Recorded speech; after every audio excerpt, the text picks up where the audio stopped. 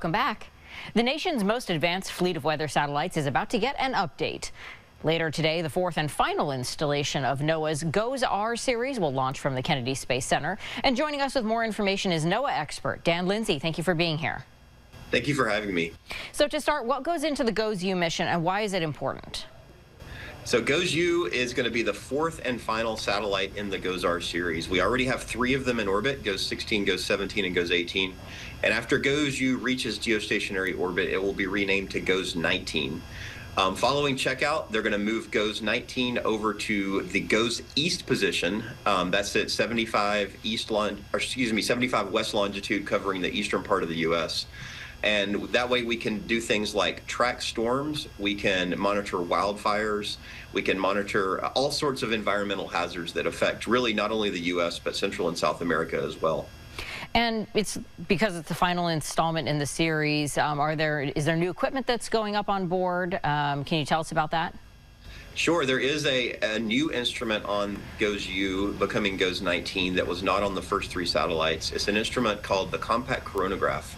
And this is actually an instrument that looks at the sun and it measures the sun's corona.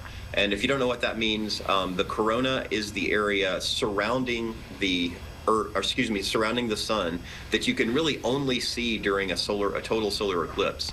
Many of your viewers probably saw that total solar eclipse that happened back in April where the moon blocks the sun.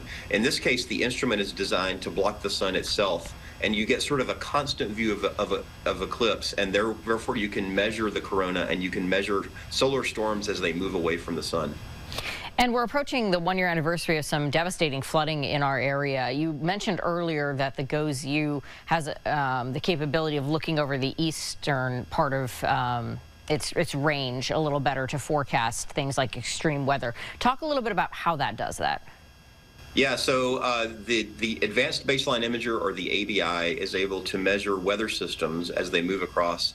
And given the really high resolution of the instrument, it can zoom in and look at individual thunderstorms or even individual cumulus clouds that build into thunderstorms.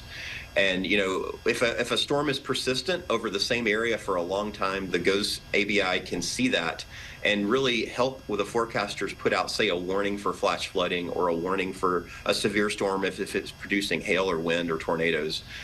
It also has a geostationary lightning mapper, and that's able to detect the lightning change and the lightning activity with the individual storms.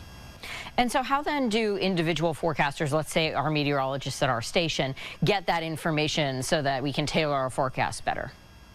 Well, the data is all publicly available. You know, you can get the raw data if you just basically do an internet search for GOES. You can find how to do that.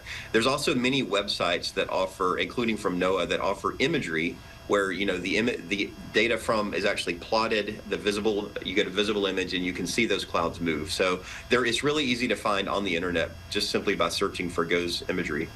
Very neat. Dan Lindsay, thank you so much for joining us. Thank you so much for having me.